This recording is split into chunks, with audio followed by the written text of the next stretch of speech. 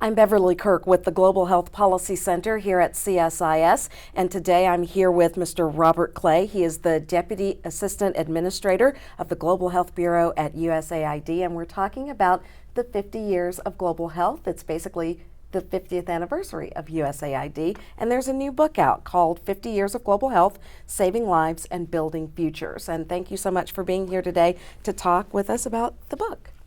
First of all, can you describe what's in the book, who did the research and the writing? Was this something that was a compilation of all of USAID's staff? I'm sure it took a lot of work to put it together. It did. It's a work of about a year.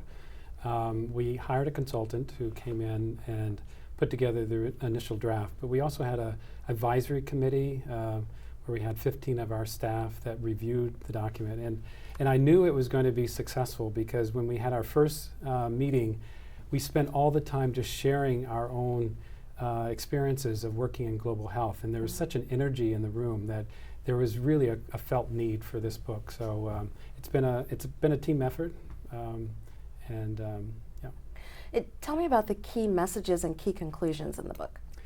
Well, one key message is that global health has had a tremendous impact in the world. Mm-hmm. If you look, the changes of child mortality, modern contraceptive rates, contraceptive prevalence rates have improved from 10% to 50%. Those are all incredible achievements that have happened over this period. And AID has been leading the U.S. government effort in this most of that time. And despite all the wars, despite all the external things of finances and political interventions, we've been able to be flexible, be able to respond to this. But we've also made mistakes. And I think the book points out where we've learned lessons, and those lessons then we're trying to plow back into our new programs. Who are you hoping reads this book? Well, we have multiple audiences that we hope. Probably our primary audience is our new staff that are coming on board. We have many USAID staff that have been with us for less than 5 years. So this is going to be required reading for them when they start their career. But we also feel that this is a book that is important for our partners, for other organizations that are working so that they can benefit from the kind of experience that USAID has had in global health. There are a lot of new actors and players in terms of being on the global stage and helping in global health, and including some countries that not so long ago were the beneficiaries of help from USAID. So what are some lessons from the history here that might be beneficial for some of these new actors?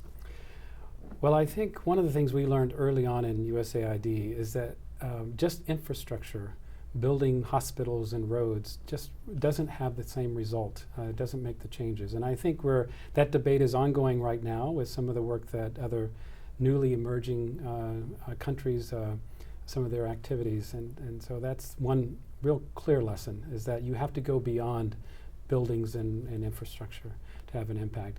We've also learned that you can't just do vertical programs in and of themselves. They have to be integrated, and you have to build systems for the long run. And we've also learned that you need to have information, statistics, data to show results so that you can then provide that to your funders, to others, to show that you're making progress. And we also have learned a lot about the importance of countries and their ownership of programs. So you can't just come in as an outside group and provide services without engaging those countries and making sure that they feel a commitment, because otherwise you won't have a sustainable program over the long run. Well, the book is 50 Years of Global Health, Saving Lives and Building Futures. And Robert Clay, thank you so much for being with us. Thank you.